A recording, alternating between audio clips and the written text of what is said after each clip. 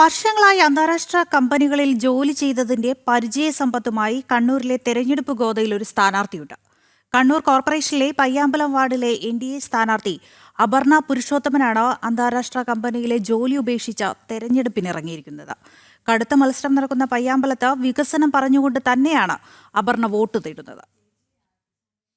Bengaluru international school of business and റിസർച്ചിൽ നിന്ന് HR-ൽ MBA ബിരുദം നേടിയ ശേഷമാണ് പ്രമുഖ കമ്പനികളിൽ അപർണ ജോലി ചെയ്തത്. 12 വർഷത്തോളം വിവിധ രാജ്യങ്ങളിൽ ആമസോൺ, ഫ്ലിപ്കാർട്ട് തുടങ്ങി പ്രമുഖ കമ്പനികളിൽ ജോലി ചെയ്തു.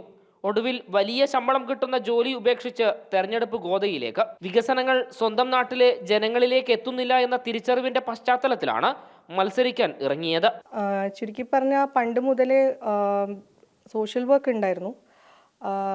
സോഷ്യൽ വർക്ക് തന്നെയാണ് ലക്ഷ്യവും. വേറെ ഒരു ഇൻറ്റൻഷൻസും ഇല്ല.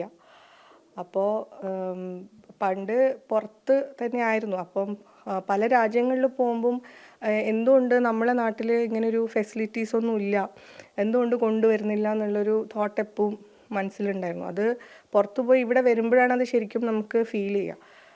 അപ്പോൾ ഒന്ന് നോക്കാം, നമുക്ക് എല്ലാവർക്കും കൂടി കുറച്ച് കൈകോർത്ത് പിടിച്ചു കഴിഞ്ഞാൽ നടക്കാവുന്ന കാര്യങ്ങളേ ഉള്ളൂ എന്ന് വിചാരിച്ചിട്ടാണ് പിന്നെ ഒരു നല്ലൊരു സപ്പോർട്ടും ഉണ്ട്.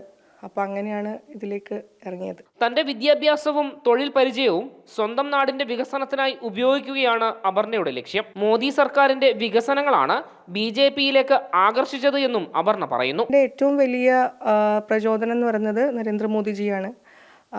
അവർ കൊണ്ടുവന്നിട്ടുള്ള ഒരുപാട് സ്കീംസ് നമുക്ക് വളരെ അട്രാക്റ്റീവായിട്ട് എനിക്ക് തോന്നിയിട്ടുണ്ട്.